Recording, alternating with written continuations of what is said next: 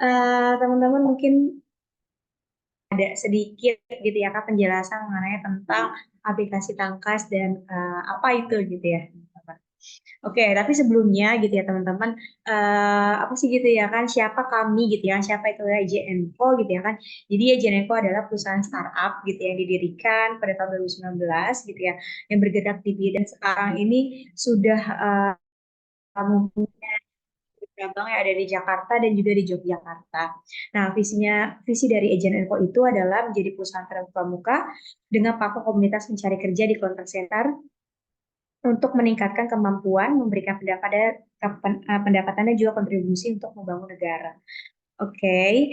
Nah, nah, Ajenanko juga apa ya, berkontribusi dan juga memper berkontribusi dan juga mengenai tentang permasalahan ketenaga kerjaan di Indonesia.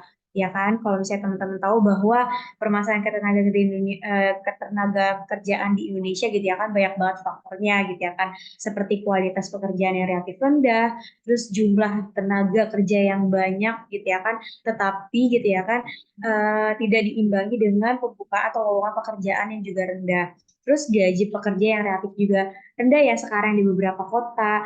Terus pertumbuhan lapangan kerja yang lambat serta biaya upskill dan juga reskill yang tinggi.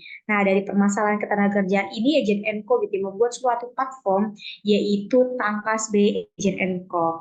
Nah, Tangkas by Agent Co ini adalah merupakan platform training online berbasis mobile apps yang dimana pastinya gratis gitu ya kan, yang dimana banyak banget keuntungan-keuntungan di dalam Tangkas ini nih teman-teman. Kenapa? Karena ada banyak banget fitur-fitur seperti fitur apa namanya tadi lowongan pekerjaan, lalu ada misi yang teman-teman mau apa ya mengumpulkan uang gitu ya, karena freelance freelance gitu ya kan. Terus juga ada pelatihan-pelatihan hard skill maupun juga soft skill.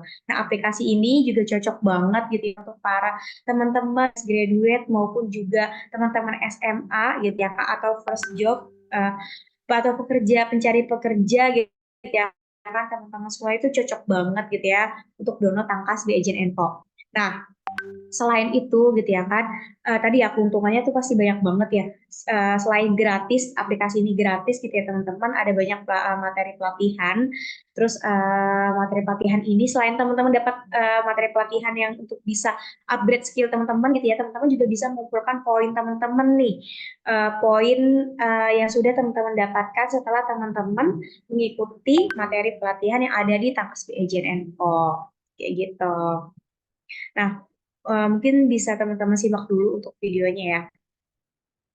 Apa itu tangkas gitu ya, teman-teman.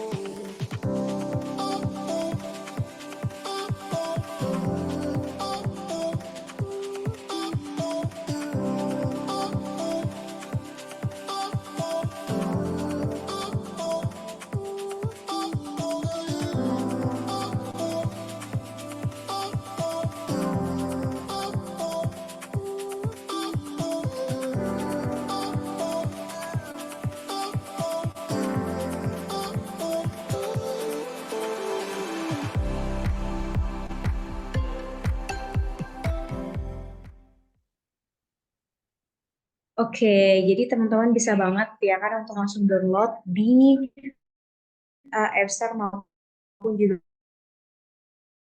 Play Store namanya di foto.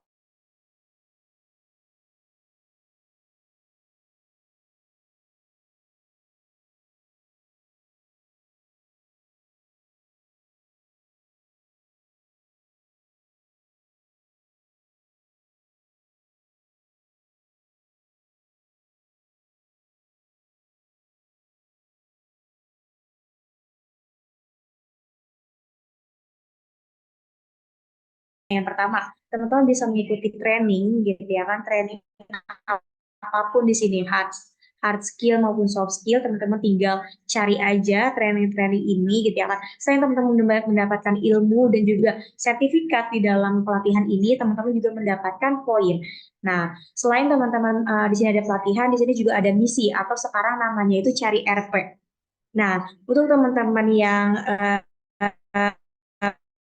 pengguna pengguna iPhone gitu ya kan, pengguna Apple, emang fitur yang menggunakan di web yaitu misi ketik aja misi agent and call gitu. Nanti di situ banyak misi-misinya, cari RP dan segala macamnya. Sudah teman-teman selesaikan gitu ya kan beberapa misi, nanti teman-teman bisa mencairkan poinnya gitu. Oke, teman-teman nih selain ada tiga ya kan ada pelatihan dan misi, teman-teman juga bisa menginput kode voucher. Nah, kode voucher ini bisa teman-teman dapatkan itu di hari ini, yaitu di setiap webinar ataupun roadshow gitu ya kan yang diadakan oleh Tangkas gitu ya teman-teman ataupun diadakan oleh Jin and Co gitu. Nah, ini semua bisa teman-teman kumpulkan poin karena apa? Karena ini ya tadi ya, ini sekilas tentang ikuti training, fitur-fiturnya. Terus ini juga ada lowongan pekerjaan. Teman-teman bisa lagi bingung nih, ataupun lagi mencari lowongan pekerjaan, teman-teman bisa langsung aja nih masuk ke aplikasi Tangkas, lalu ke fitur lowongan pekerjaan. Di situ banyak banget nih yang lagi buka ya lowongan pekerjaan di aplikasi Tangkas. Nah, ini dia. Untuk pencairan poinnya, teman-teman bisa langsung ke menu utama, lalu eh, klik misi gitu ya, karena klik misi, terus di sini ca- ada cairkan poin gitu ya, teman-teman. Ini selain itu juga ada apa? Di sini ada informasi terkait event ya. Untuk hari ini juga ada gitu ya teman-teman di fitur event gitu ya teman-teman maupun Janeku juga ada Instagramnya gitu ya. Oke, nah untuk hari ini tadi ya untuk kode voucher teman-teman bisa langsung aja memasukkan kode voucher di aplikasi Tangkas teman-teman semuanya, yaitu kode vouchernya Feb event gitu ya kan. Ini sampai tanggal 29 Februari 2024 teman-teman akan langsung dapat nih 3.000 poin. Nah, lumayan banget kan, kenapa? Karena satu poin itu senilai Rp1 teman-teman. Jadi lumayan banget kan. Terus teman-teman juga bisa dapat gitu ya Kak, bisa gabung gitu ya kan di Telegram Agent Co karena banyak banget informasi-informasi yang bermanfaat dan juga pastinya ya teman-teman di Telegram ini juga games, terus juga ada fitur diskusi gitu ya mengenai tentang soft skill maupun hard skill gitu. Jadi yuk teman-teman bisa langsung aja gabung ke Telegram kita, yaitu channel Jenenpo. Nah ini adalah upcoming event kita, teman-teman bisa dicatat atau difoto gitu ya kan. Karena per tanggal sekarang ya tanggal 26 Januari itu juga sudah ada roadshow Tangkas kita gitu ya, webinar series kita. Nah, sampai tanggal 31. Oke. Oke, mungkin itu aja dari saya gitu ya, terkait tentang aplikasi Tangkas. Jangan download ya teman-teman. Langsung langsung ya langsung aku kembalikan ke MC kali. Oke, terima kasih Kak Jihan atas presentasinya terkait aplikasi Tangkas. Menarik sekali ya teman-teman semua ya, karena di aplikasi Tangkas ini teman-teman bisa mendapatkan eh, berbagai macam benefit nih. Pertama dari lowongan pekerjaan, lalu mendapatkan penghasilan tambahan hingga training-training gratis bersertifikat. Oke, teman-teman semua kita lanjut ke acara inti kita yaitu pemaparan materi dari narasumber kita pada hari ini. Hari ini kita akan membahas terkait strategi kepemimpinan untuk meningkatkan produktivitas. Nah, di sini cocok banget nih untuk teman-teman semua yang ingin menggeluti di dunia kepemimpinan dan juga bagaimana menerapkannya di dunia kerja ya teman-teman semua. Nah, untuk narasumber kita kali ini adalah Kak Fitra Hasina. Beliau merupakan senior partnership dan community eksekutif dari Populix. Mungkin tanpa berlama-lama kita langsung sambut aja nih ya untuk narasumber kita pada hari ini. Halo, selamat sore Kak Halo Sina. Kak Alius, selamat sore. Selamat sore juga teman-teman semua. Oke, mungkin apa kabarnya nih Kak pada sore hari ini? Apakah udah siap untuk memberikan materi yang insightful banget nih ke teman-teman Oh, semua? Oke, sudah sangat siap dan sangat semangat nih Kak Alif. Sampai-sampai kemarin kayaknya di weekend kepikiran, duh besok nggak sabar Aduh. nih udah mau ngasih materi ke teman-teman semua di sore hari ini. Oke, mungkin tanpa berlama-lama ya Kak, di sini teman-teman kita udah ada 118 peserta udah menunggu nih materinya dari Kasina. Mungkin bisa aku langsung persilahkan Kasina untuk mempresentasikan materinya. Silahkan Kak. Oke, siap. Thank you. Ini untuk presentasinya langsung dari aku aja atau sudah ada adminnya? Oke, sudah dibantu ya. Thank you, teman-teman. Nah, oke. Untuk materinya tanpa berlama-lama lagi langsung kita mulai aja ya. Sebelumnya, selamat sore semua. Om Swastiastu, Namo Buddhaya, salam kebajikan. Perkenalkan, saya Fitra Hasina di sini sebagai Senior Partnership and Community Eksekutif. Hari ini saya akan membawakan materi tentang strategi kepemimpinan untuk meningkatkan produktivitas. Nah, teman-teman, sebelumnya aku mau bertanya dulu nih, teman-teman di sini pernah nggak sih ada yang jadi pemimpin gitu, baik itu mungkin ketua kelas ketika SMP atau mungkin, ketua kelas ketika di perkuliahan atau mungkin kalau pemimpin apapun itu boleh, di-drop dulu di komentar, sharing-sharing pengalamannya juga. Nah, boleh next, panitia? Oke, jadi, sambil nunggu ada yang komen nih ya. Oke, Kak Rizky bilang pengen belajar leadership. Sip, nanti akan aku jelasin lebih lanjut nih. Sebelumnya aku mau sedikit perkenalan dulu gitu. Jadi buat teman-teman yang belum kenal sama aku, kita santai aja ya anyway gitu. Jadi eh, aku di sini selalu menganggap semua orang itu teman, jadi nggak usah formalitas-formalitas yang bagaimana-gimana banget. Teman-teman kalau misalnya ada yang mau connect ke LinkedIn aku, silahkan banget. Aku sangat-sangat amat senang kalau misalnya teman-teman ada yang mau berteman dan juga berkoneksi sama aku. Nanti boleh klik aja linknya atau mungkin bisa simply search my name, Fitra Hasina di LinkedIn. Boleh next lagi, teman-teman? Oke, nah ini beberapa, cuplikan pengalaman leadership aku di mana, untuk kepemimpinan ini aku mulai dari, 2020 dan 2021 gitu ya. Di mana aku tuh dulu awalnya memulai karir kepemimpinan ini, sebagai data entry leader gitu. Jadi kalau misalnya teman-teman sih mulainya dan sebagainya, jadi yang namanya kepemimpinan itu kebanyakan kan dipilih gitu ya teman-teman, sama aja kayak kemarin kita melakukan pemilu gitu, kita memilih pemimpin Republik Indonesia ke depannya dan sebagainya. Sama dengan kepemimpinan di sini gitu. Jadi kebanyakan itu anggotanya disuruh milih atau bahkan ada juga kepemimpinan yang langsung ditunjuk oleh, atasannya langsung gitu. Kira-kira siapa sih yang, cocok atau mungkin yang berhak memimpin, sekelompok orang ini gitu. Ini Kak Tabita ternyata juga komen, lagi jadi project manager. Oke, nice. Aku juga sudah pernah menjadi tim manager di sini ya. Bisa dilihat di pengalaman aku juga. Nanti mungkin kita bisa saling sharing-sharing nih, gitu. Boleh next lagi teman-teman? Oke, ini ada beberapa, sedikit bukan testimoni ya, tapi lebih ke, LinkedIn recommendation di mana aku juga sangat amat terbuka untuk berteman dengan siapapun dan juga tentunya berkoneksi dengan siapapun, gitu. Aku pun biasanya dengan anak-anak yang, aku lead itu selalu maintain communication, selalu maintain hubungan satu sama lain dan sebagainya. Jadi sama kita masih tetap, bekerja sama dengan company yang berbeda dan sebagainya, gitu. Jadi teman-teman, kalau misalnya teman-teman sudah punya ruang lingkup yang lumayan gitu ya untuk berkoneksi, teman-teman jangan lupa manfaatkan lingkungan itu sebaik mungkin karena nanti, baik di dunia perkuliahan, selesai kuliah ataupun di dunia kerja, itu pasti akan sangat amat berguna, gitu. Boleh next lagi teman-teman? Oke, kita masuk ke materi pertama, yaitu kenali kepemimpinan. Boleh next?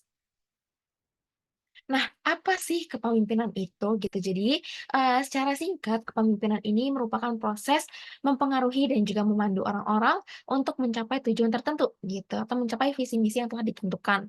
Nah, hal ini melibatkan banyak kemampuan nih, seperti memberikan arahan, memotivasi, terus juga menginspirasi, orang-orang dalam satu kelompok dan juga organisasi agar mereka mau bekerja sama secara efektif menuju visi yang sama gitu. Jadi, nggak bisa ya teman-teman misalnya kita satu tim, terus habis itu, visi yang A ini, yang B ini gitu. Jadi kita harus selarasin, kita harus seragamin semuanya biar sama-sama, mencapai satu tujuan tersebut gitu. Nah, tapi teman-teman tujuan ini nggak mesti hanya satu gitu, bisa aja dalam satu visi ini ada banyak, goals atau mungkin KPI yang perlu dicapai. Jadi teman-teman jangan lupa untuk satukan kelompoknya, satukan timnya, ajak berdiskusi dan juga, eee, suruh semuanya untuk membagikan materi atau mungkin sharing satu sama lain gitu. Karena barangkali ada hal yang kita sebagai pemimpin belum kepikiran, tapi ternyata anggota kita kepikiran gitu. Nah, selanjutnya, kepemimpinan ini tuh tidak hanya tentang kekuasaan atau mungkin posisi formal atau mungkin, jabatan gitu ya, tapi juga keterampilan interpersonal, kemampuan untuk berkomunikasi dengan baik dan juga membangun hubungan yang kuat dengan orang lain. Jadi, kalau misalnya seorang leader itu sebagai orang yang, oh ya udah harus kerjaannya merintah-merintah aja gitu, enggak juga gitu. Tapi ada saatnya atau mungkin ada kalanya seorang pemimpin itu mendengarkan aspirasi dari anggota-anggotanya, membantu anggota-anggotanya mencarikan solusi dan sebagainya, gitu. Boleh dilanjut lagi? Nah, kenapa sih kepemimpinan itu penting gitu? Jadi, apa sih yang membuat kita semua tuh sebenarnya wajib gitu, baik posisi kita sebagai pemimpin atau bukan, kita semua itu wajib memiliki, kemampuan leadership gitu. Mungkin tadi Kak, Rizky Sesar sudah ngomong ya di komentar pengen belajar leadership dan sebagainya. Teman-teman, jadi yang namanya leadership itu bisa tumbuh dengan sendirinya tanpa kalian harus mencoba untuk memimpin gitu. Jadi dari hal-hal kecil seperti apa? Seperti mengarahkan dan juga menginspirasi gitu. Jadi seorang pemimpin ini kan biasanya memiliki kemampuan untuk mengarahkan arah, dan visi kita gitu ya, atau mungkin visi dan misinya organisasi, baik itu organisasi besar maupun kelompok kecil dan sebagainya. Nah, mereka juga mampu menginspirasi orang lain untuk bekerja keras dan berkontribusi secara maksimal, gitu. Jadi misalnya teman-teman, pernah punya cutting atau mungkin pernah punya pemimpin atau mungkin pernah punya dosen, punya ketua kelas, wali kelas dan sebagainya yang ternyata sangat amat menginspirasi.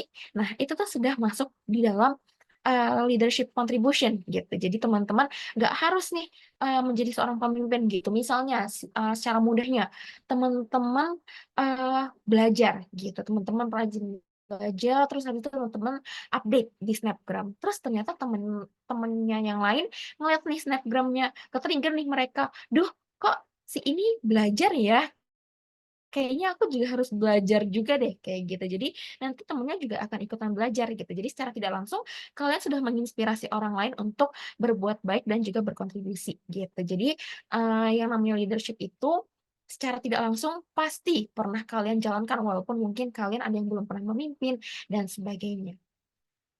Lalu berikutnya mengelola konflik, di mana biasanya seorang pemimpin itu dapat membantu mengelola konflik yang mungkin muncul di antara anggota tim atau organisasi.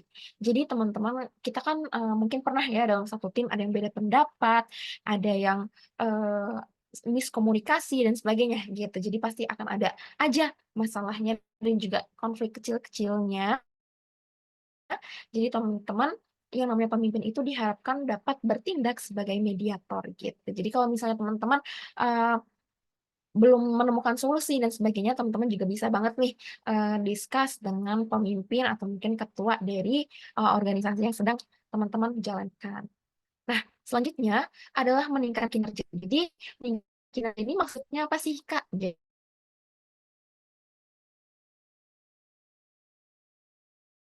Dan perorangan maupun keseluruhan gitu. Jadi, kalau misalnya teman-teman lagi demot nih dan sebagainya, itu teman-teman bisa aja cerita dengan pemimpinnya atau mungkin dengan ketuanya gitu, masalah apa sih yang lagi kalian hadapi dan sebagainya. Siapa tahu nanti tim leader kalian juga bisa memberikan solusi yang efektif yang bisa kalian gunakan gitu, atau mungkin mereka juga bisa membantu mempermudah pekerjaan kalian, memberikan solusi lain dan sebagainya gitu. Nah, yang namanya seorang pemimpin itu juga biasanya diharapkan dapat membantu orang lain mencapai potensi terbaik mereka gitu. Jadi misalnya teman-teman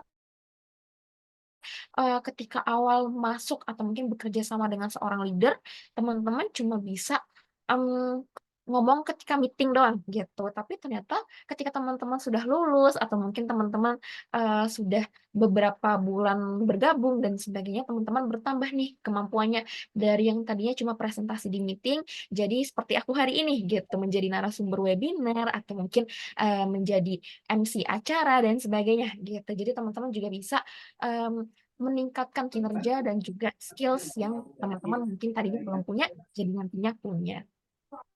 Boleh next untuk slide-nya? Nah, selanjutnya ada inovasi dan perubahan, di mana inovasi dan perubahan ini, biasanya seorang pemimpin itu membawa tanggung jawab untuk mendorong inovasi dan juga merespon perubahan dalam lingkungan bisnis maupun lingkungan organisasi gitu. Jadi, seorang pemimpin itu harus memiliki kemampuan untuk berpikir kreatif dan memotivasi orang lain untuk beradaptasi dengan perubahan. Yang namanya mungkin, kelompok gitu ya, kan berbagai macam anggota, mungkin yang ada yang introvert, ada yang extrovert, ada yang introvert extrovert, ada juga yang mungkin, suka silent treatment, suka ghosting dan sebagainya gitu. Jadi yang namanya pemimpin itu harus bisa nih menyatukan mereka semua, harus bisa mengumpulkan mereka semua, gimana sih caranya biar mereka sama-sama mau berinovasi, sama-sama mau berubah, sama-sama mudah beradaptasi dan sebagainya. Lalu berikutnya adalah membangun budaya organisasi yang positif. Jadi teman-teman, membangun budaya organisasi yang positif ini maksudnya gimana sih, Kak? Emang ada ya budaya yang negatif gitu? Ada ya teman-teman.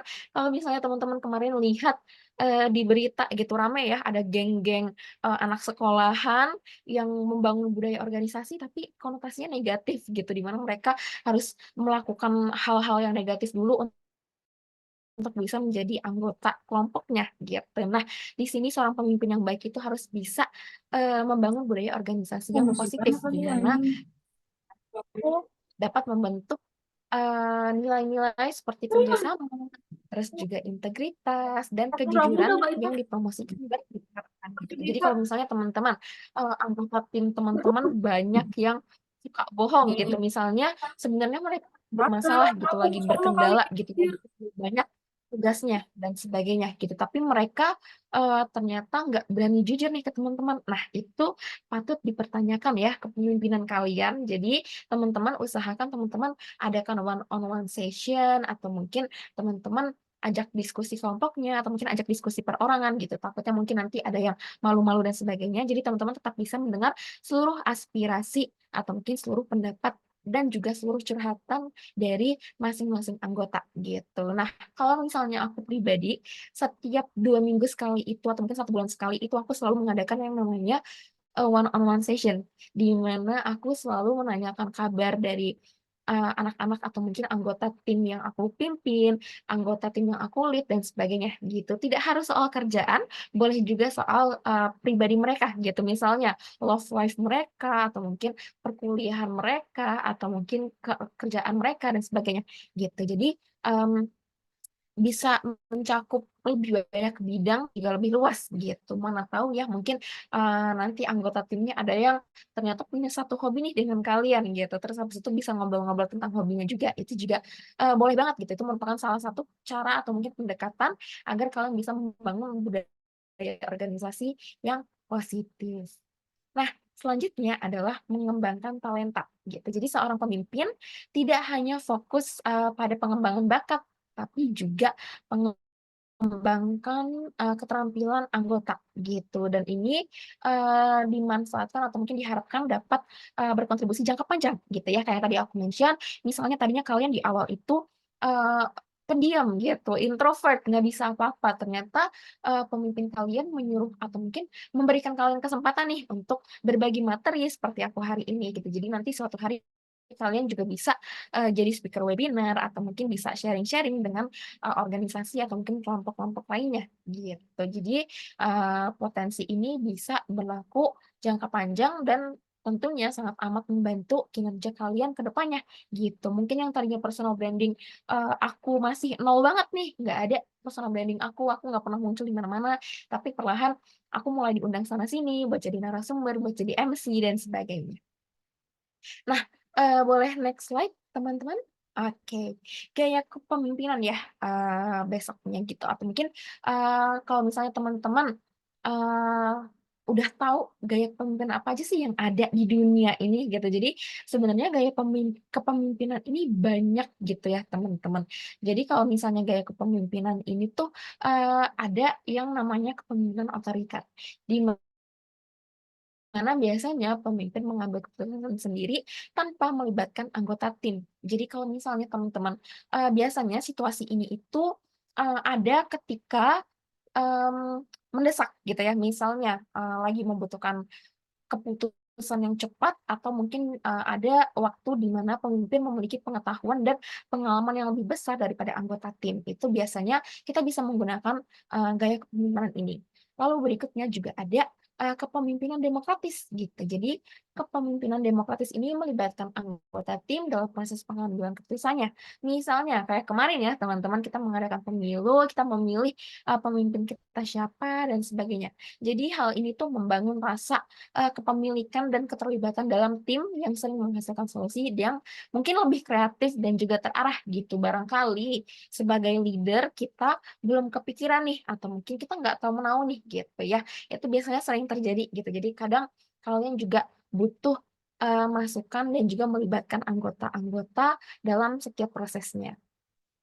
Lalu selanjutnya juga ada kepemimpinan laissez-faire, di mana ini merupakan kepemimpinan yang memberikan kebebasan yang tinggi kepada anggota tim untuk membuat keputusan sendiri, gitu. Mungkin ini nggak jauh ya dari yang demokrasi tadi, cuma kalau untuk yang ini itu lebih efektif gitu, agar timnya dapat lebih terampil dan lebih mandiri. Anggota tim ini biasanya memiliki pengetahuan dan keterampilan yang diperlukan, gitu. Jadi misalnya teman-teman, kalau misalnya sekarang ada yang lagi kuliah dalam kurikulum kampus Merdeka gitu ya, kayaknya dalam kurikulum kampus Merdeka ini, kita kebanyakan dituntut untuk menjadi lebih aktif gitu. Biasanya dosennya memberikan materi, terus nanti kita, menjabarkan, mengembangkan, dan mencari materinya sendiri gitu. Lalu setelah itu kita presentasikan.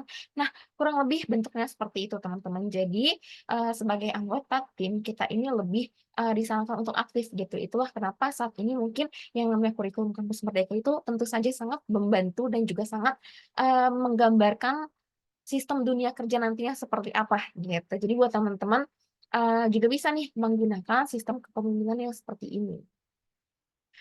Boleh next slide? Oke, jadi selanjutnya juga ada kepemimpinan transformasional, di mana kepemimpinan ini biasanya memotivasi dan menginspirasi anggota tim dengan visi misi yang jelas dan memperjuangkan perubahan-perubahan yang positif nih teman-teman. Jadi biasanya seorang pemimpin ini lebih sering berfokus pada pengembangan individu, terus juga menciptakan lingkungan di mana orang itu merasa termotivasi untuk mencapai tujuan dan itu harus bisa mengayomi, harus bisa mendengarkan aspirasi dan sebagainya untuk hal-hal seperti ini nih, gitu ya. Nah, selanjutnya juga ada kepemimpinan transaksional di mana biasanya seorang pemimpin juga bisa menggunakan insentif dan sanksi untuk memotivasi anggota tim. Misalnya, teman-teman nggak mencapai target gitu, jadi nanti teman-teman kena sanksi. Contohnya harus nambah target 2 lagi, atau mungkin harus nambah 10% lagi dan sebagainya, atau mungkin, nanti dapat pengurangan bonus dan sebagainya, gitu. Atau kalau misalnya ini aku juga sedang memimpin sebuah program bernama Kampus Ambassador dan kita menggunakan sistem insentif gitu, tapi tidak dengan sistem sanksi gitu ya. Di mana sistem insentif ini nanti setiap anggota dari Kampus Ambassador Populix itu berhak mendapatkan bonus jika berhasil mencapai target gitu.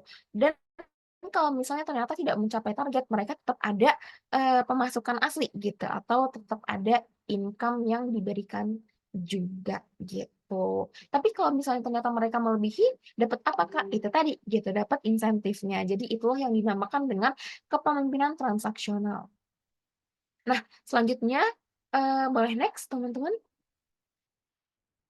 Oke, kita masuk ke dalam karakteristik pemimpin yang sukses gitu ya. Kira-kira apa sih indikator atau mungkin karakteristik dari pemimpin-pemimpin yang bisa membawa timnya atau anggotanya sukses bersama nih gitu. Jadi yang pertama itu punya visi yang jelas, di mana memiliki visi yang jelas ini maksudnya adalah kalian sebagai pemimpin itu sudah punya tujuan jangka panjang nih teman-teman. Jadi nggak hanya besok aku harus ngapain, besok timku harus ngapain, tapi juga 2 bulan lagi timku harus ngapain nih, 3 bulan lagi mereka harus ngapain nih, kita harus mencapai apa nih dan sebagainya gitu. Jadi visi ini memberikan arahan yang jelas bagi semua orang yang terlibat gitu ya. Itulah kenapa biasanya seorang pemimpin harus punya beberapa skill seperti research skills atau mungkin kemampuan strategic planning dan sebagainya gitu. Itu untuk membuat rencana atau mungkin mengarahkan visi yang jelas ke depannya seperti apa. Lalu berikutnya adalah kepemimpinan yang inspiratif, di mana pemimpin yang sukses itu biasanya mampu menginspirasi dan memotivasi orang lain untuk berkinerja secara maksimal, sehingga mereka mampu mengkomunikasikan visi mereka dengan cara yang meyakinkan dan membangkitkan semangat, gitu. Jadi mereka nggak mengerjakan sesuatu dengan demot, dengan penuh pressure, dan sebagainya gitu. Jadi seorang pemimpin yang baik itu bisa membantu mengarahkan atau mungkin membagi, misalnya kamu harus mengerjakan ini, waktunya segini gitu. Itu mereka sudah memikirkan gitu kemampuan si anak ini tuh seberapa, terus habis itu beban kerjanya itu seberapa. Jadi nanti sang anggota ini juga tidak demot dan juga tidak tertekan gitu ketika mengerjakan, mereka mengerjakannya dengan yakin dan juga dengan penuh semangat. Lalu selanjutnya adalah kemampuan komunikasi yang kuat, di mana organisasi atau mungkin suatu kelompok, tapi ternyata kalian hobinya diam-diam lah dan sebagainya gitu. Itu nanti kalian akan susah nge-track-nya dan akan susah kuat juga gitu ya. Jadi kalian itu bisa menyampaikan ide-ide yang baik dengan penangkapan yang cepat gitu. Jadi misalnya kalian menghindari miskomunikasi gitu, karena biasanya banyak gitu ya pemimpin-pemimpin yang mentang-mentang mereka sudah memimpin, sudah di tingkat atas, terus habis itu ngasih saran atau mungkin ngasih masukan atau mungkin ngasih tugas dengan begitu saja gitu, sehingga kita tidak menangkap apa sih yang dimaksud, apa sih yang disuruh beliau, apa sih yang diarahkan beliau gitu. Nah, kalau misalnya teman-teman merasa ada yang seperti itu, teman-teman jangan lupa make sure lagi ke anggotanya apakah mereka sudah menangkap apa yang harus dikerjakan, atau ketika teman-teman berposisi sebagai anggota, teman-teman jangan lupa make sure maksud dari pemimpinnya ini apa sih, maksud dari leadernya ini apa sih gitu, agar menghindari miskomunikasi dan juga untuk efektivitas ya teman-teman, jangan sampai kalian udah ngerjain sesuatu tapi ternyata yang dikerjakan salah gitu ya, nanti harus ngulang-ngulang lagi, menghabiskan waktu dan sebagainya. Lalu selanjutnya juga ada kemampuan untuk mengambil keputusan gitu ya teman-teman. Jadi kemampuan untuk mengambil keputusan ini maksudnya apa, Kak? Gitu. Jadi teman-teman diharapkan dapat menjadi pemimpin yang sukses dan mampu membuat keputusan yang tepat dalam situasi yang kompleks dan seringkali ambigu gitu. Jadi teman-teman harus bisa mengevaluasi informasi dengan cepat. Teman-teman juga harus bisa nih cari tahu secara akurat sebelum membuat keputusan, karena biasanya keputusan yang teman-teman ambil itu menentukan eee, kinerja atau mungkin anggota kelompok ke depannya seperti apa, atau mungkin jalannya perusahaan dan juga organisasi seperti apa ke depannya. Dan berikutnya juga ada eee, kemampuan berempati dan juga kepedulian gitu. Jadi seorang pemimpin ini diharapkan dapat memahami dan juga peduli gitu terhadap kebutuhan, kekhawatiran dan juga aspirasi anggota timnya, dengan cara apa sih, Kak? Gitu. Kalian bisa membentuk hubungan yang kuat dan saling percaya satu sama lain. Jadi misalnya, teman-teman bisa nih adakan bonding mingguan gitu ya, misalnya setiap hari Jumat, kalian adakan meeting internal bersama, atau mungkin kalian juga adakan offline meeting gitu ya, atau mungkin, berhubung Populik saat ini masih full, WFH gitu. Jadi kita setiap bulannya itu ada, bonding bersama atau mungkin ada, offline event. Jadi kita biasanya, bekerja bersama atau mungkin makan bersama dan sebagainya, atau mungkin beraktivitas bersama seperti main game, nonton film, karaokean dan sebagainya gitu. Itu adalah salah satu bentuk, empati dan kepedulian di mana kita bisa sama-sama, cari tahu nih dan bisa saling mempererat hubungan satu sama lain juga. Nah, yang terakhir adalah, kemampuan untuk beradaptasi gitu. Jadi teman-teman kalau misalnya kalian ke depannya mau menjadi leader atau mungkin mau coba-coba nih, eee menerapkannya ke diri sendiri dulu, kalian bisa banget, tingkatin kemampuan untuk beradaptasi. Kenapa? Karena, seorang pemimpin yang sukses ini biasanya harus banget bisa beradaptasi dengan perubahan yang cepat, gitu. Apalagi kalau misalnya di dalam, dunia kerja atau dunia perkuliahan, gitu ya. Jadi misalnya teman-teman di kuliah ini kan belum belum tentu gitu ya, dapat, kelompok yang sama-sama terus, atau mungkin teman-teman belum tentu juga bisa milih kelompok yang ini aja gitu. Biasanya kan, dosennya suka ngacak random atau mungkin di dalam kerjaan pun teman-teman juga belum tentu ketemu orang yang ternyata satu visi dan misi dengan teman-teman atau mungkin satu kebiasaan, dengan teman-teman gitu. Jadi teman-teman, di kalian berada, kalian harus punya kemampuan untuk beradaptasi dan harus fleksibel nih dan juga terbuka terhadap ide-ide baru dan cara pikir yang berbeda gitu ya. Apalagi buat yang mau memimpin gitu. Jangan maunya, memimpin aja gitu, tapi kalian juga harus mau mendengarkan ide-ide baru dan juga cara pikir dari anggota-anggota kalian. Nah, boleh next? Oke, next-nya kita masuk ke strategi kepemimpinan nih ya.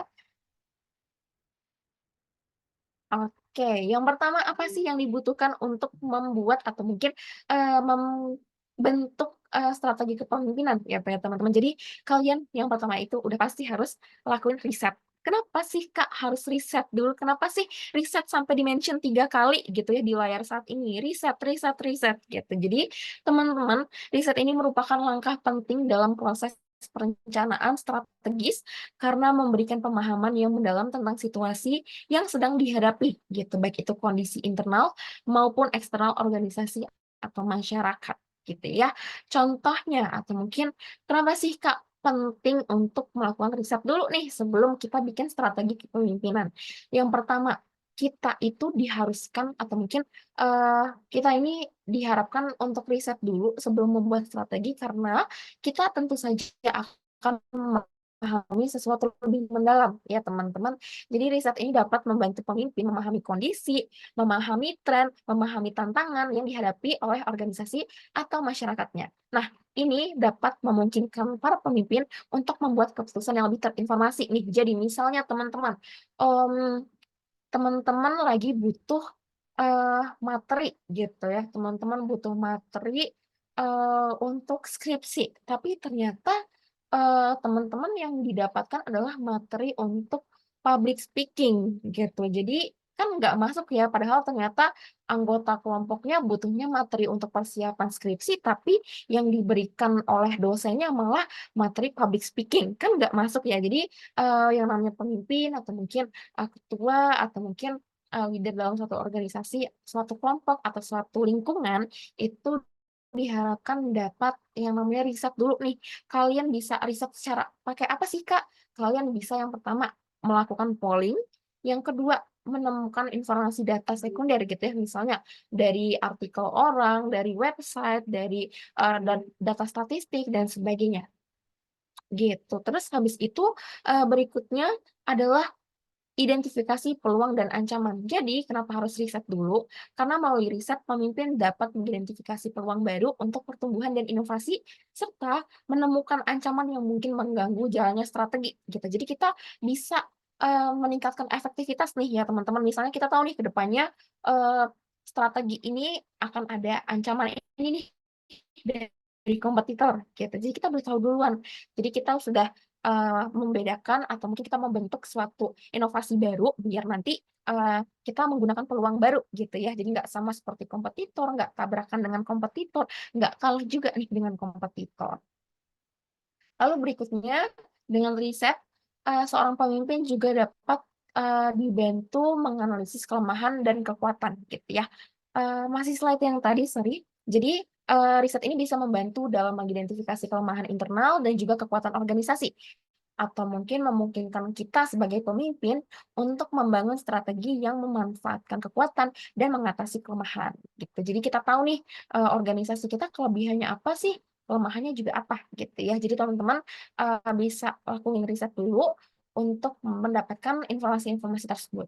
Dan berikutnya teman-teman juga bisa mendapatkan pemahaman terhadap pasar dan pesaing gitu. Jadi kenapa biasanya pemimpin ini eh, harus riset dulu sebelum melakukan strategi karena kita harus memahami nih organisasi kita beroperasinya di mana, pesaingnya seperti apa, terus habis itu analisis pasar yang harus kita dapatkan seperti apa, tren konsumen kita dan kompetitor seperti apa, strategi pesaing seperti apa gitu ya. Jadi teman-teman harus bisa cari tahu hal-hal seperti itu nih gitu. Kalau misalnya teman-teman ternyata belum tergambarkan Kak, saya memimpin organisasi atau mungkin tadi ya kayak Kak Tabita gitu, project manager gitu ya. Terus habis itu ternyata projectnya ini banyak yang gagal gitu atau mungkin banyak yang berkendala atau mungkin pertumbuhannya lambat gitu. Itu wajib diidentifikasi nih sumber-sumbernya. Pasarnya seperti apa, pesannya seperti apa, ancamannya seperti apa, peluangnya seperti apa dan sebagainya. Dan yang terakhir, pengambilan keputusan lebih baik gitu. Jadi dengan riset ini teman-teman juga bisa mendapatkan informasi yang lebih baik dan lebih strategis di mana kalian juga bisa ke depannya merencanakan langkah-langkah yang terukur dengan efektif. Boleh next? Oke, jadi kalau misalnya teman-teman penasaran atau mungkin teman-teman lagi mau coba riset gitu ya tentang apapun, baik itu mungkin tentang penelitian kalian, tentang survei kalian, atau mungkin penasaran aja nih, kira-kira di Indonesia tuh ada berapa orang sih yang punya mobil Avanza dan tinggalnya di Senopati, Jakarta gitu ya. Atau mungkin tinggalnya di daerah Kemang kayak gitu, atau mungkin eee, orang Bandung yang punya, rumah tingkat kayak gitu, atau mungkin orang Bandung yang pakai Shopee kayak gitu. Nah, ini maaf ya, aku mention beberapa contoh gitu. Nah, teman-teman bisa aja, menggunakan Poplight di mana teman-teman bisa akses langsung dari link yang sudah ada di kolom komentar atau mungkin link yang ada di layar ini. Kenapa pakai Poplight? Karena di Poplight ini ada 500.000 lebih responden yang tersedia untuk menjawab pertanyaan-pertanyaan dan kekepoan dan kebutuhan data teman-teman semua. Lalu teman-teman juga bisa langsung memilih demografi umum seperti usia, jenis kelamin, domisili, dan status ekonomi, hingga demografi khusus seperti penggunaan e-wallet, status pernikahan, dan juga penggunaan transportasi nih, seperti yang tadi aku mention. Lalu harganya sendiri mulai dari Rp50.000. Jadi buat teman-teman mungkin yang nantinya lagi mau skripsian atau mungkin lagi mau melakukan riset untuk bisnis atau mungkin teman-teman lagi mau bikin strategi untuk proyeknya, proyek pribadi maupun UMKM pribadi dan sebagainya, teman-teman bisa banget nih tidak perlu capek nge-spam broadcast sana sini buat minta bantuan isi survei dan nggak perlu lama-lama nih menunggunya karena dalam 1 sampai 3 hari Spotlight by Populix bisa bantu mengumpulkan data hingga 1.000 responden atau 1.000 data gitu. Jangan lupa teman-teman kalian juga bisa registrasi Poplight pada link yang ada di layar ini dan dapatkan Popcoin senilai Rp100.000 untuk 2 pemenang beruntung gitu ya. Boleh next lagi teman-teman? Oke, berikutnya kita bahas tentang kepemimpinan dan produktivitas. Jadi kenapa sih Kak yang namanya pemimpin ini harus, berhubungan atau mungkin harus bisa meningkatkan produktivitas gitu. Jadi, kepemimpinan yang baik itu dapat memberikan perkembangan signifikan ya teman-teman dalam organisasinya atau mungkin dalam kelompoknya gitu. Nah, ini ada beberapa cara di mana kepemimpinan yang efektif dapat meningkatkan produktivitas gitu. Jadi yang pertama adalah inspirasi dan motivasi. Jadi kepemimpinan yang baik itu mampu menginspirasi, mampu memotivasi timnya, terus juga mampu mengajak orang-orang untuk mencapai tujuan bersama gitu. Jadi ketika seorang pemimpin mampu untuk mengkomunikasikan visi yang jelas dan memberikan dorongan yang tepat kepada timnya, ya otomatis timnya juga dapat meningkatkan semangat kerjanya, meningkatkan dedikasinya, sehingga produktivitasnya meningkat. Lalu selanjutnya, teman-teman juga bisa mendelegasikan sesuatu yang bijaksana gitu. Jadi sebagai pemimpin kalian itu bisa mendistribusikan tugas dan tanggung jawab secara adil dan sesuai dengan kemampuan anggota tim. Kayak yang tadi aku mention gitu ya, jangan mentang-mentang kalian lebih kenal sama anggota yang ini gitu. Terus habis itu semua pekerjaan kalian kasih ke anggota yang ini, anggota yang lain kalian diemin. Jangan ya teman-teman, jangan sampai seperti itu. Karena dengan pendelegasian yang bijaksana kalian dapat memastikan bahwa pekerjaan yang diselesaikan itu adalah pekerjaan yang paling sesuai untuk orang yang melakukannya gitu, yang pada gilirannya dapat meningkatkan efisiensi dan juga produktivitas. Lalu berikutnya adalah pemberian umpan balik yang konstruktif. Jadi misalnya teman-teman, ternyata kalian memimpin, tapi ternyata kalian cuma mendengarkan orang lain aja nih, tidak memberikan umpan balik atau feedback yang konstruktif. Itu berarti kalian salah ya gaya kepemimpinannya.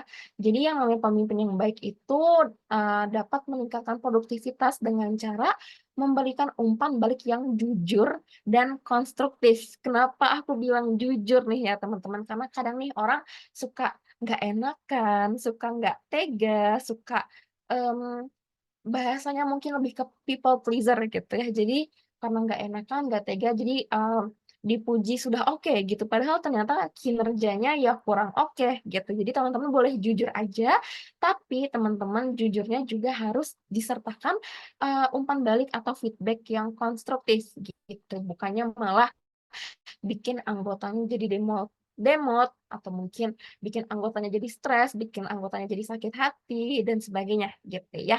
Jadi kalian bisa memberikan arahan yang diperlukan untuk meningkatkan kinerja gitu. Misalnya si A ini kinerjanya sebenarnya udah baik gitu, cuma agak kurang cepet ya karena teman-temannya yang lain dalam satu hari misalnya bisa dapat 5 klien, tapi ternyata si A cuma bisa dapat 2 klien gitu. Nah, itu kan patut dipertanyakan kira-kira dalam satu hari itu dia ngapain aja, terus habis itu tata cara dia dalam bekerja seperti apa gitu. Barangkali kita bisa memberikan saran atau mungkin teman-teman anggota yang lain juga bisa memberikan saran. Nah, berikutnya pembangunan tim yang solid gitu. Jadi, kepemimpinan yang baik ini dapat membangun hubungan yang kuat di antara anggota tim, menciptakan lingkungan kerja yang kolaboratif dan mendukung. Ketika anggota tim merasa didukung dan terhubung satu sama lain, mereka tuh cenderung bekerja lebih baik gitu ya, teman-teman. Anggaplah teman-teman sendiri gitu. Misalnya teman-teman kalau misalnya bekerja dengan orang yang sudah teman-teman kenal, yang sudah teman-teman tahu, yang mungkin lebih solid gitu ya dengan teman-teman, pasti enak ya kerjanya, enak juga diskusinya dan sebagainya gitu. Lalu yang terakhir adalah perencanaan dan pengorganisasian yang efisien, di mana biasanya seorang pemimpin yang bisa meningkatkan produktivitas itu adalah seorang pemimpin yang efektif, mampu merencanakan dan mengorganisir tugas dan proyek dengan baik gitu. Dengan apa? Dengan memiliki rencana yang jelas, sistematis, dan anggota tim dapat bekerja lebih efektif dan juga efisien gitu ya. Jadi bisa mengurangi ambiguitas, bisa mengurangi kebingungan dan kehilangan waktu yang tidak perlu kayak yang tadi aku mention gitu. Jadi teman-teman jangan sampai ada anggota tim yang nggak paham nih tugasnya apa, solusi dari masalahnya apa dan sebagainya gitu. Karena itu tugas kalian sebagai pemimpin untuk bisa mengarahkan dan memberikan solusi apabila anggota kalian ada yang stuck gitu. Boleh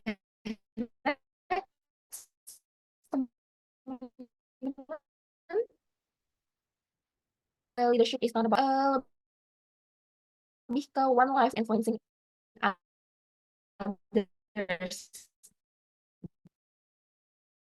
gitu. Ini menurut John C. Maxwell, jadi teman-teman balik lagi seperti yang tadi aku mention di oposisi tidak hanya tentang bagaimana kalian memotivasi dan juga menginfluence orang-orang yang ekstrak. Kalian punya Telegram, jangan lupa juga join Telegram Populis di bit.ly/fdpopulis karena kita juga akan ada diskusi tentang mahasiswa, diskusi tentang beasiswa, webinar dan sebagainya di channel kita. Jadi jangan lupa join dan ikut gabung di diskusinya. Boleh next lagi teman-teman?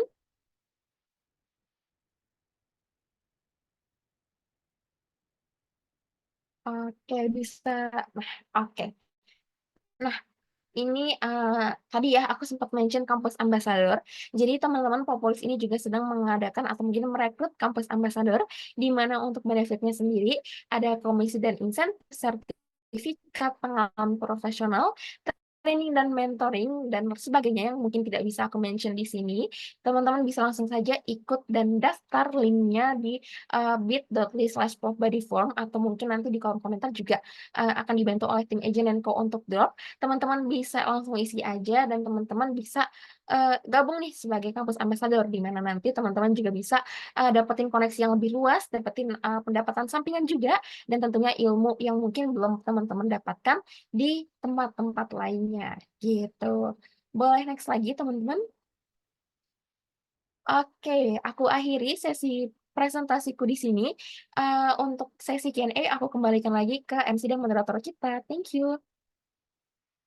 Oke, terima kasih banyak Kak Sina atas pemaparan materinya. Udah banget nih materi-materi yang diberikan oleh Kak Sina. Oke, sebelumnya ada banyak yang nanya Kak, untuk materinya kira-kira boleh dikirimkan nggak nih ke peserta-peserta kita yang ada di sini? Oke, tentu boleh ya Kak Alis. Nanti aku akan kirimkan di kolom komentar ya teman-teman. Jangan Materinya akan di-share melalui kolom chat. Jadi teman-teman stay tune aja hingga akhir untuk sesi webinar kita pada hari ini agar nanti teman-teman bisa mendapatkan materi yang telah dipresentasikan oleh Kasina nanti. Oke, berikutnya kita akan memasuki sesi Q&A teman-teman semua ya. Jadi untuk sesi Q&A ini teman-teman apabila ada pertanyaan boleh banget langsung raise hand untuk mempertanyakan pertanyaannya dan juga atau kalau misalkan tidak bisa raise hand atau tidak bisa on cam, teman-teman bisa menuliskan pertanyaannya di kolom chat Zoom. Oke. Teman-teman, aku untuk sesi Q&A ini akan aku buka 30 menit, jadi teman-teman boleh banget nih, silakan untuk mempertanyakan pertanyaan teman-teman semua. Boleh Kak Rizky, di sini Kak Rizky nanya ya, mau bertanya dari sini boleh Kak. Silakan untuk mempertanyakan pertanyaannya. Oke, yang lain ditunggu mungkin teman-teman semua untuk pertanyaan-pertanyaannya.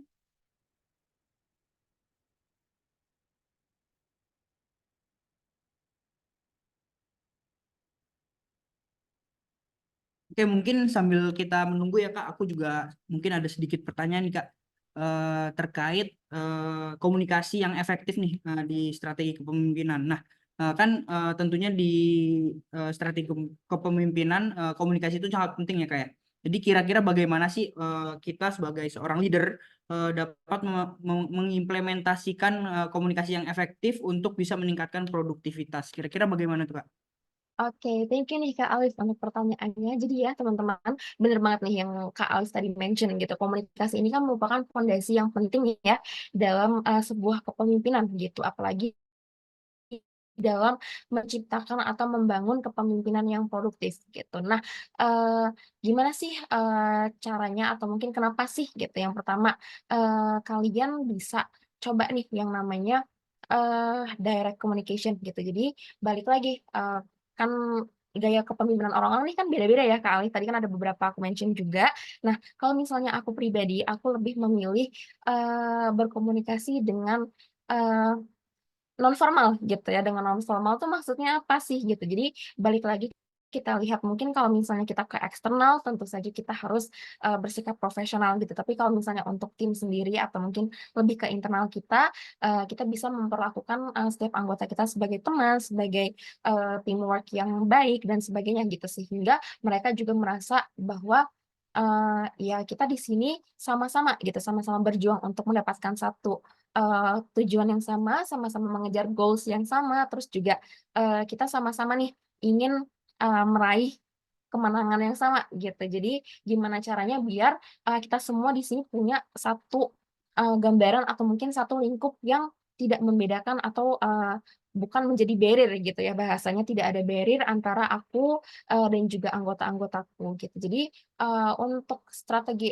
komunikasi yang paling efektif sendiri sih menurut aku itu lebih ke non formal gitu ya. Jadi teman-teman juga bisa kalau misalnya nanti jadi leader gitu someday itu bisa banget gunakan strategi ini. Kenapa? Karena dari yang aku lihat gitu ya, strategi ini tuh berhasil memaintain hubungan aku dengan anggota timku yang bahkan sudah lama banget nih, aku mimpinnya udah 2 tahun yang lalu atau mungkin 1 tahun yang lalu gitu. Tapi sampai hari ini kita masih berhubungan dengan baik itu karena ya itu tadi gitu, kita sekedar nanyain mungkin hal-hal yang mungkin orang lain atau mungkin leader lain belum kepikiran seperti sekedar kabar, kondisinya seperti apa, terus habis itu, perkuliahannya seperti apa, kalau emang beliau masih kuliah atau pekerjaannya seperti apa, kalau misalnya ternyata sudah, berpindah ke tempat yang lain, seperti itu. Oke, menarik sekali Kak. Jadi memang untuk bisa mengimplementasikan komunikasi yang efektif itu kita bisa menggunakan komunikasi non formal ya kayak biar kita nantinya bisa akrab dengan staf-staf kita atau mungkin bawahan-bawahan kita agar nantinya bisa kita ada kedekatan personal seperti itu ya. Oke, Betul sekali. mungkin di sini ada pertanyaan dari Kak Rizky Cesar nih Kak. Izin bertanya bagaimana menjadi pemimpin walaupun kepribadian saya introvert. Dan yang kedua, bagaimana melatih leadership saya yang posisinya sekarang adalah fresh graduate, jadi sudah tidak bisa join organisasi kampus lagi dan belum mendapatkan kerja. Terima kasih. Oke, thank you Kak Rizky Cesar atas pertanyaannya. Jadi Kak Rizky dan buat teman-teman semua yang mungkin introvert gitu ya, Ya, mmm, jam menurut pagi-pagi ya. Oke. Nah, menurut kalian apakah aku seorang ekstrovert gitu? Karena bukan ya teman-teman, sama sekali bukan. Aku juga adalah seorang introvert gitu. Tapi teman-teman, lambat laun yang namanya, profesionalisme gitu ya, kita dituntut untuk bisa berkembang, kita dituntut untuk bisa, upgrade diri dan sebagainya. Nanti lama-kelamaan juga, teman-teman akan terbiasa gitu, akan belajar gimana sih caranya nanti, bisa mengayomi orang lain, bisa berkomunikasi dengan baik, bisa menunjukkan versi terbaik diri kalian ke, publik dan sebagainya gitu. Nah, terus, habis itu gimana sih, caranya aku memulai dari seorang introvert tiba-tiba aku bisa ngobrol-ngobrol sama teman-teman semua seperti ini gitu. Jadi, teman-teman, yang namanya keluar dari zona nyaman itu harus gitu ya. Aku pertama kali keluar dari zona nyaman itu, di tahun 2020 di mana ketika itu pandemi ya. Jadi teman-teman, bisa lihat ketika di 2020 itu kita ya nggak bisa ngapa-ngapain juga gitu selain, di rumah aja dan sebagainya. Nah, dari situlah aku mulai, coba-coba hal baru, aku coba untuk memberanikan diri gitu. Awalnya gimana? Aku bisa ngomong-ngomong kayak gini, awalnya aku, menyertakan skrip gitu ya teman-teman, aku menyertakan skrip. Jadi, misalnya aku mau presentasi, untuk perkuliahan gitu. Nah, itu aku sediain skripnya di samping layar gitu ya bahasanya. Terus lama-kelamaan, karena sudah sering baca skrip dan sebagainya, lama-lama ya aku hafal gitu skripnya isinya bagaimana, alurnya bagaimana, dan, mungkin karena kita sering latihan juga, jadi otak kita tuh juga lebih, terpacu gitu untuk, lebih cepat menghafal dan sebagainya. Jadi hal itu, eee, yang membuat aku bisa keluar dari zona nyaman. Jadi, Kak Rizky atau mungkin teman-teman yang lain di sini juga bisa coba-coba aja nih, mungkin kalau misalnya ada yang suka halu-halu ngomong di kaca, teman-teman nggak usah khawatir gitu ya, karena aku juga bisa dibilang sering melakukan hal itu, ngomong sendiri di depan kaca dan sebagainya, gitu. Dan mungkin latihan-latihan interview, baik itu interview untuk, pekerjaan, interview untuk beasiswa, atau apapun itu, gitu. Jadi, banyak-banyakin latihan, terus habis itu, bisa juga, mengajak teman, gitu ya, ngajak teman atau mungkin, suruh teman tonton gitu. Misalnya, Kak Rizky bikin Google Meet atau mungkin bikin, Zoom yang isinya cuma teman-teman Kakak aja, Kakak bisa juga nih latihan presentasi atau mungkin ngobrol-ngobrol di situ. Jadi, dari situ kita bisa yang namanya, melatih public speaking kita, melatih, keberanian kita juga gitu, karena aku juga berangkat dari seorang introvert dan bahkan sekarang aku juga masih bisa dibilang introvert gitu sebenarnya.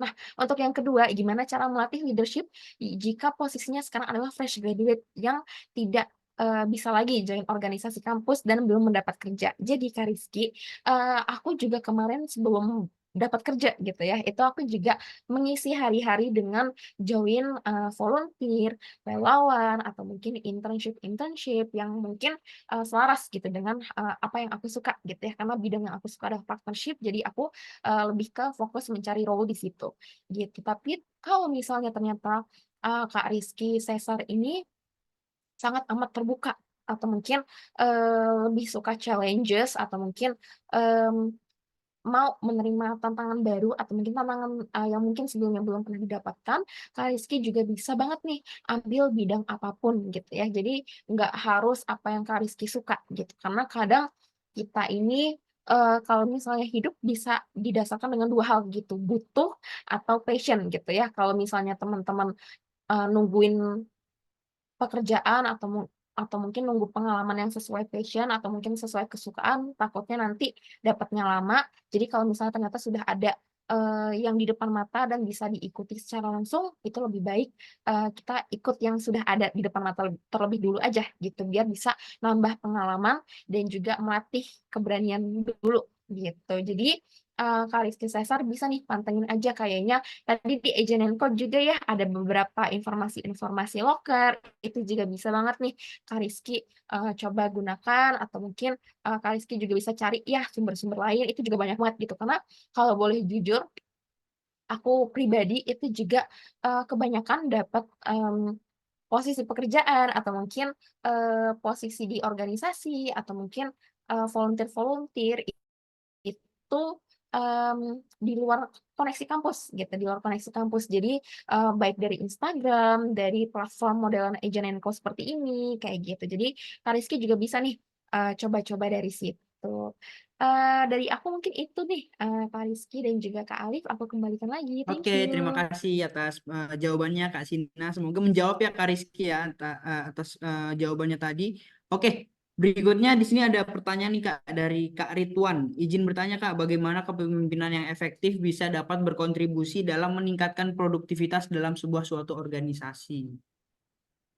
Oke, thank you ya Kak Ridwan, atas pertanyaannya gitu. Jadi, gimana sih sebuah kepemimpinan itu dapat berkontribusi dalam meningkatkan produktivitas gitu ya. Jadi, tadi aku juga sudah mention beberapa di mana kepemimpinan yang efektif ini memiliki peran yang sangat penting gitu. Jadi sebagai pemimpin, kita tentu saja, harus mengarahkan kepada visi dan juga tujuan yang jelas gitu. Misalnya kita sebagai pemimpin visinya nggak kita gambarkan dengan jelas gitu. Nah, anggotanya mau ngikutin seperti apa nih? Berarti kan otomatis produktivitasnya menurun gitu ya.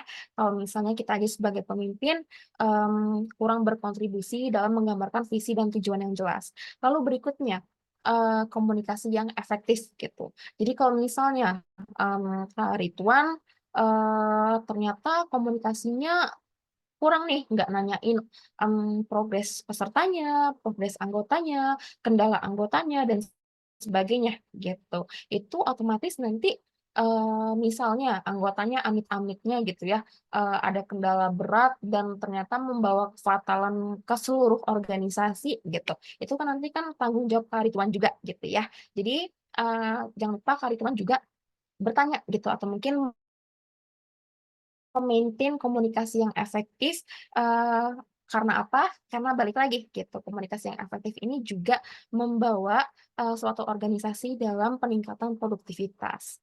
Nah, tadi aku juga sempat mention, pendelegasian yang bijaksana atau mungkin delegasi yang tepat, di mana, kalau misalnya Kak Ridwan ini mendelegasikan suatu pekerjaan kepada mungkin, ditumpuk ke satu orang aja atau mungkin, dibebani ke satu orang aja atau mungkin, semuanya dikasih tugas nih, tapi ternyata tugasnya kurang maksimal gitu, kayaknya ini mah, kerjaannya dalam 3 jam juga udah selesai gitu, padahal dalam 1 hari jam kerja 8 jam gitu. Nah, itu juga namanya, kurang produktif dan tidak maksimal jatuhnya. Jadi, Kak Ridwan kalau misalnya nanti pemimpin juga diharapkan dapat, memberikan delegasi yang tepat dan, memberikan umpan balik yang konstruktif gitu ya, kayak yang tadi aku mention, Kak Ridwan ini kalau misalnya, mmm, memberikan suatu komentar atau mungkin suatu masukan kepada anggota-anggotanya, terus ternyata Kak Ridwan hanya memberikan komentar saja, tidak memberikan umpan balik atau feedback yang konstruktif,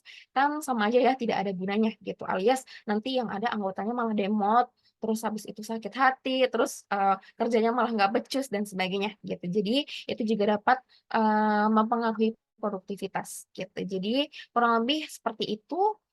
Kak Ridwan, bagaimana kepemimpinan yang efektif itu bisa membantu meningkatkan produktivitas dalam sebuah organisasi. Oke, terima kasih atas jawabannya ya Kak Sina ya. Semoga menjawab ya Kak Ridwan atas jawabannya dari Kak Sina.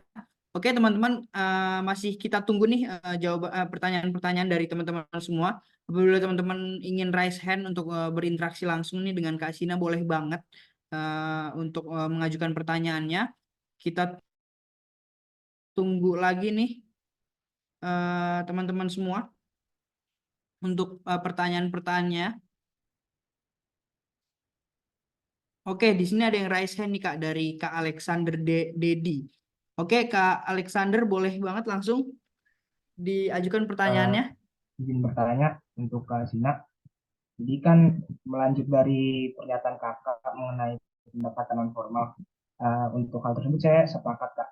Tapi kan terkadang kita juga untuk di suatu lingkungan, apakah itu organisasi ataupun lingkup kerja kita, itu kan pasti ada resiko di mana seseorang tuh melewati batasan komunikasi kita gitu Kak. Batasan komunikasi ini yang saya maksud adalah entahkah informasi yang akan kita berikan itu udah masuk zona rahasia atau memang itu untuk konsumsi pribadi dan lain-lainnya. Nah, untuk pertanyaan sendiri itu kakak kan secara pengalaman akan saya bilang. Nah, untuk kakak sendiri itu bagaimana cara berkomunikasi dengan rekan kita tanpa melewati batasan-batasan yang udah kita bentuk? Kurang lebih begitu, Kak. Oke. Thank you ya Kak Alexander Dedi untuk pertanyaannya. Jadi gimana sih cara mungkin tadi ya kalau misalnya kita terlalu melakukan atau mungkin menggunakan pendekatan non formal itu takutnya nanti jadi ada batas-batas gitu ya atau mungkin jadi ada rahasia yang terbongkar dan sebagainya gitu. Jadi kalau misalnya aku pribadi nih caranya seperti apa?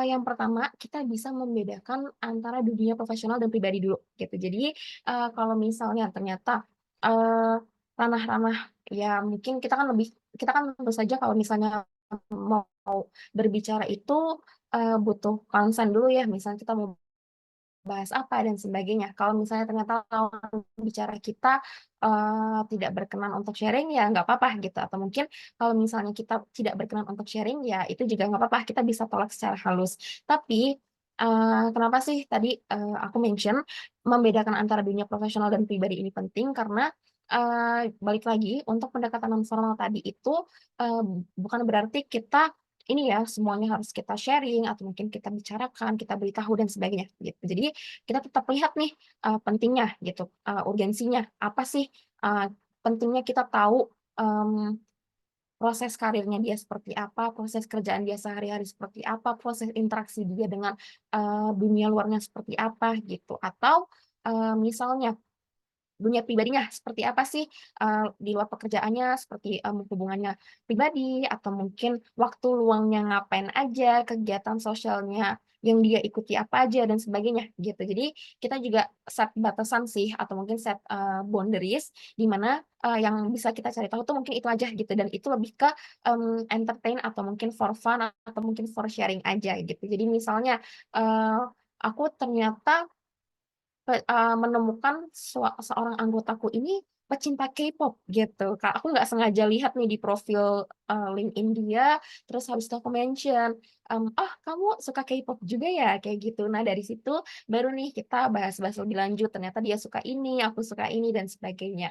Terus habis itu karena biasanya aku juga selalu mengajak eh, anggota-anggota tim untuk berkenalan atau mungkin berkoneksi satu sama lain di berbagai sosial media gitu ya. Itu biasanya jadi kita suka berteman baik di Instagram ataupun di TikTok ataupun di LinkedIn dan sebagainya. Itu juga kalau misalnya ternyata ada suatu update gitu, itu nanti bisa ditanyakan lebih lanjut nih ketika one on one session. Misalnya kemarin dia habis makan di restoran di Bandung gitu yang lumayan terkenal gitu ya. Terus habis itu kebetulan minggu depan kita lagi mau dinas ke Bandung nih.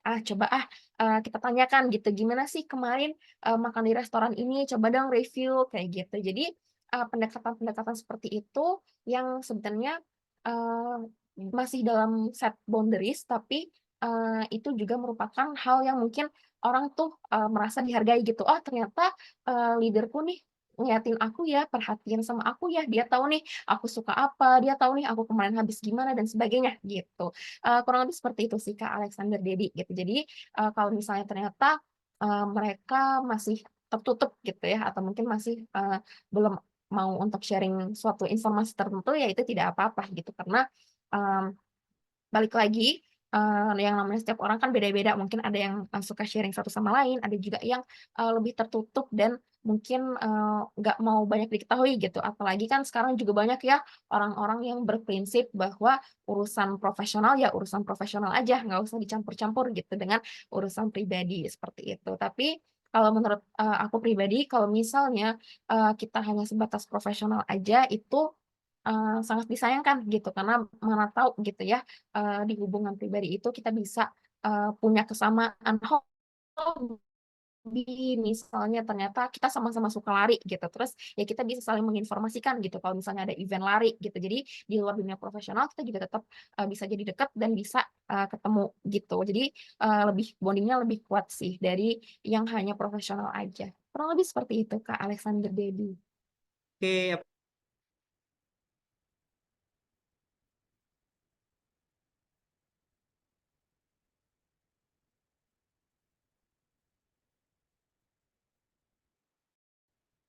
Oke, ini Kak, halo. halo, oke, sudah aman, Kak? Oke, oke. Mungkin berikutnya teman-teman masih kita tunggu ya untuk pertanyaannya. Oke, oke. Di sini ada pertanyaan dari Kak Zulfahmi nih Kak. Cukup panjang nih pertanyaannya. Eh, Siapakah tokoh yang kakak banyak belajar tentang leadership darinya? Mungkin boleh satu dari Indonesia dan luar Indonesia. Kemudian bagaimana kakak belajar dari kesalahan dan kegagalan untuk meningkatkan strategi kepemimpinan kakak dan meningkatkan produktivitas tim?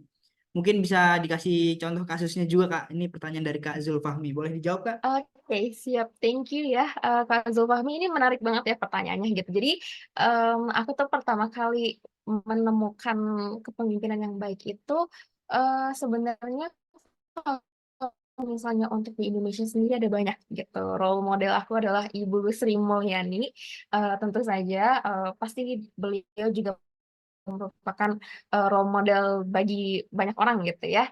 Terus kalau misalnya di luar Indonesia itu, karena aku pecinta K-pop juga gitu, jadi aku juga, suka dengan, salah satu grup yang memang leadership-nya ini sangat baik gitu ya. Dan ini pernah aku dapatkan gitu ya pertanyaan ini ketika aku lagi interview beasiswa gitu. Jadi, kenapa yang namanya kepemimpinan itu biasanya ada role modelnya gitu atau mungkin ada inspirasinya gitu dan seperti apa sih, eee, yang impact yang mereka berikan ke aku gitu. Jadi, kalau misalnya secara umum gitu ya, aku, mulai dulu kalau misalnya dari Indonesia karena aku tadi sudah mention ya aku, role model aku adalah Ibu Sri Mulyani, kalau dari luar negeri, aku, punya idol atau mungkin bias gitu ya yang bernama Kim Namjoon itu dari BTS, yang mana leadership mereka itu setelah aku baca-baca dan aku teliti lebih lanjut, itu tuh mereka mengayomi anggota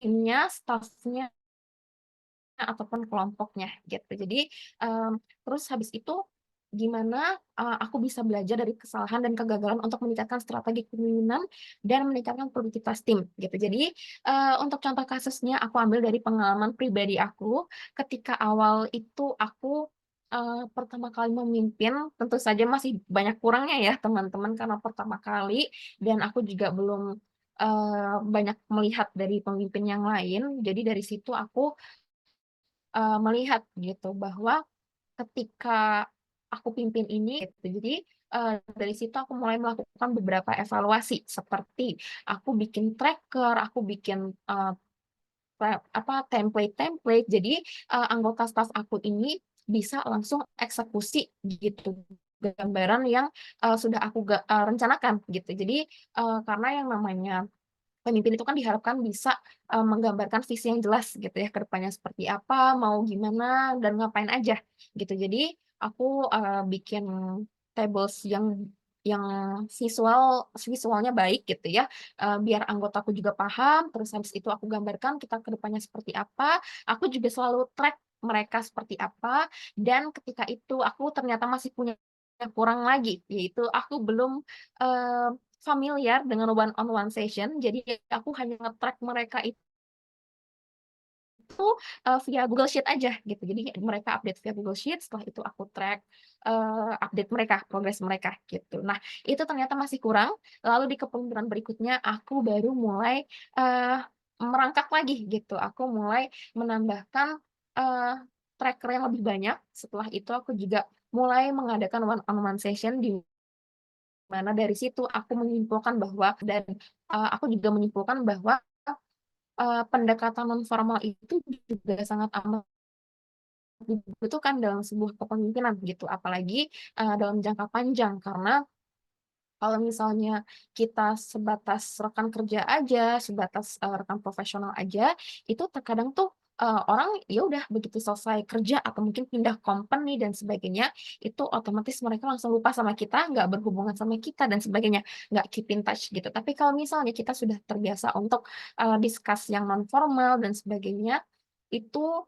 masih akan ada banyak, updates-updates yang bisa kita bahas lagi gitu. Contohnya adalah, eee saat ini aku juga masih, berhubungan dengan, mantan ya bukan mantan juga sih, tapi, anggota tim yang dulu pernah aku, lead atau mungkin aku pimpin, di mana, beliau sekarang sudah bekerja di company baru gitu, dan aku juga sekarang ada di company aku yang sekarang alias Populix, lalu kita kembali bekerja sama gitu. Terus ternyata, beliau nggak lama kemudian pindah lagi nih ke company lain gitu. Nah itu aku juga kerja sama lagi gitu. Jadi produktivitas kita sama-sama meningkat nih. Dia berhasil mencapai targetnya, aku juga berhasil mencapai target aku, kayak gitu. Jadi, baik itu target internal, target eksternal itu, semua sama-sama terbantu gitu, dan itu dalam kesalahan-kesalahan aku di awal itu, yang sekarang membuat aku tahu gitu, oh ternyata, eee,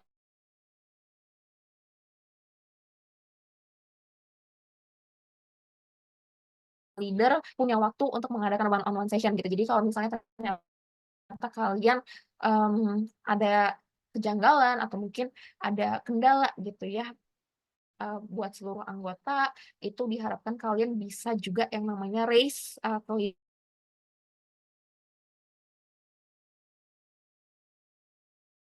one on one session ya dalam, 1 hari 15 menit aja untuk berdiskusi sedikit dengan anggota timnya.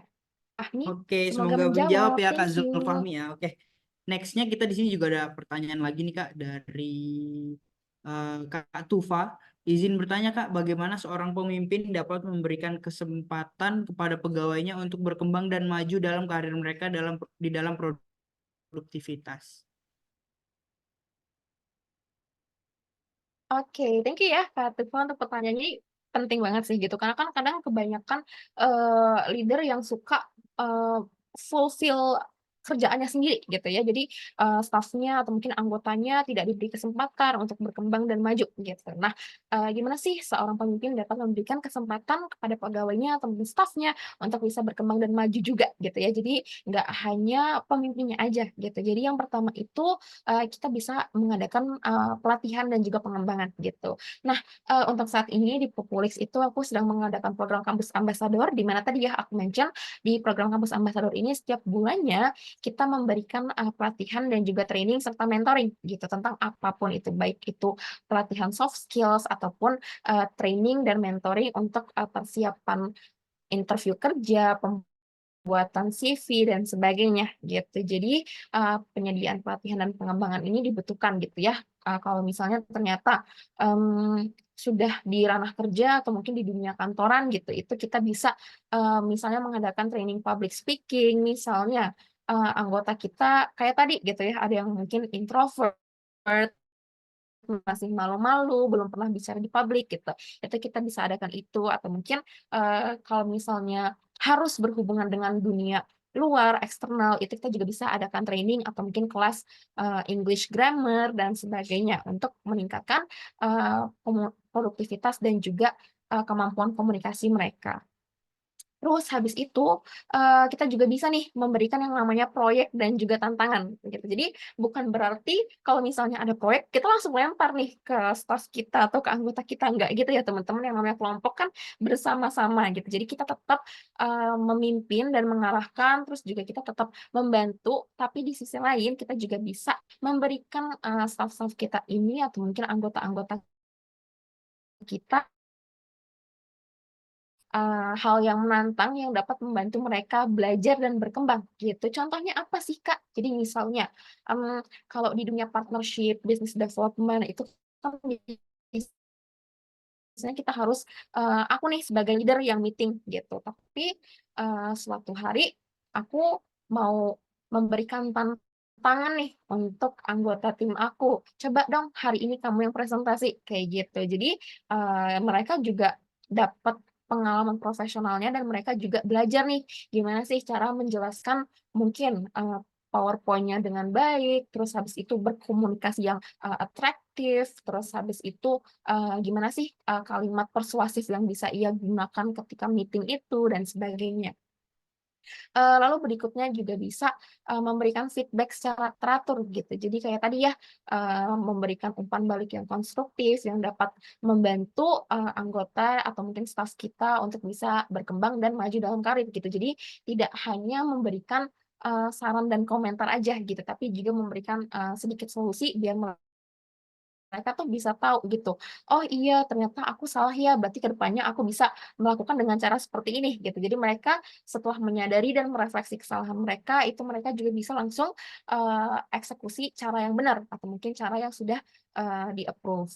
Kurang lebih seperti itu. Atau mungkin yang terakhir, kita juga bisa, memberikan, apresiasi gitu atau mungkin pengakuan atau reward gitu, di mana, ini aku juga belajar dari leader-leader aku, di mana leader-leader aku ini biasanya setiap, aku habis tes sesuatu, achieve sesuatu dan sebagainya, itu mereka selalu memberikan penghargaan gitu, baik, sekedar by chat aja mengucapkan congratulations atau mungkin memberikan hadiah atau mungkin ngasih, makanan dan sebagainya gitu. Jadi, hal-hal kecil seperti itu juga kadang sudah, menjadi sebuah apresiasi yang sangat besar gitu bagi, kita sebagai staf atau mungkin sebagai anggota.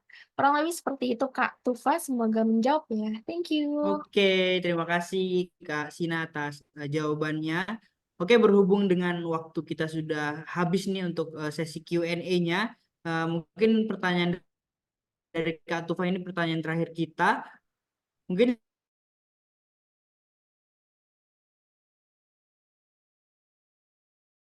hari ini dan mungkin nanti Kak Sina juga bisa share juga ya Kak untuk PPT materinya ke kolom chat biar teman-teman nanti bisa menyimpan PPT tersebut untuk dipelajari lebih lanjut. Oke, kira-kira closing statement-nya apa nih Kak?